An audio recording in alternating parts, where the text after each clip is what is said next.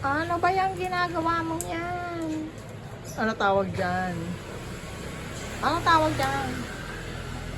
Ano tawag dyan? Ano yan? Ano tawag dyan? Ano tawag ng dahon? Kangkong. Oh, ano ba yung lulutuin mo? Vegan.